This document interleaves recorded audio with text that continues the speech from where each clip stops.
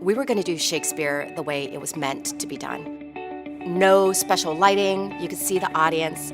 There's no separation between you as actor-performer and live audience that's there with you. My name is Bijan No, and this year I played Celia in As You Like It. I think it's the connection. It's the authenticity of meeting people from different walks of life and being able to find some type of way to connect with them and feel like your circle in the world just got a little bit bigger, but also a little bit tighter. My name is DANIELLE, and I played Rosalind. My name is Linda Richardson. I'm the social service coordinator at Sacred Heart Village, which is one of the sites that the Delaware Shakespeare play was held. What attracted me to the project was the immediacy of story and audience connection. I think that's what keeps me wanting to do this work. Of course, I shall render thee again in affection. Therefore, my sweet rose. I think each year I'm surprised by the way the audience receives our shows.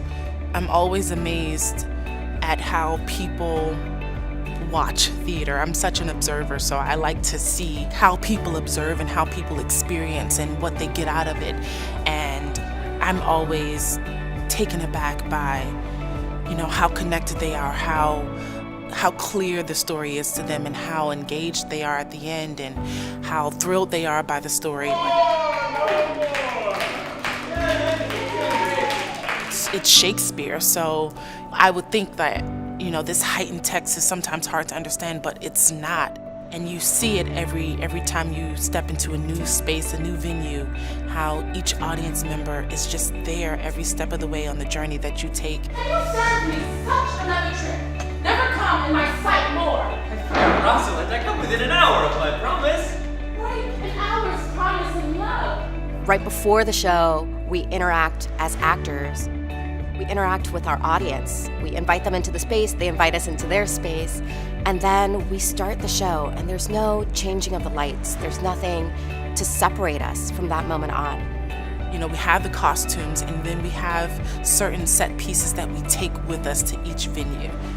Our costume rack, it's out in the open, so the audience can see the bits and pieces of us changing. They can see all of the nuances of us making this play.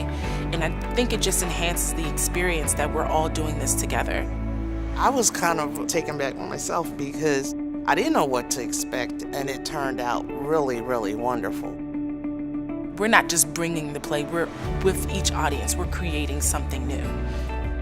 There was one particular gentleman who wrote a note saying, "Thank you for bringing live music to us, because this is something I haven't seen in 13 years. Even after the show, after our bows, we turn around and we check in with the audience, shake their hands, hug them, and there's such an actual communion. Shakespeare is not meant to be done in a dark theater where I can't see the audience and they think that I'm in the spotlight on a raised stage. And there was a man who has had difficulty. He's been homeless, in and out of shelters. And he played our second brother.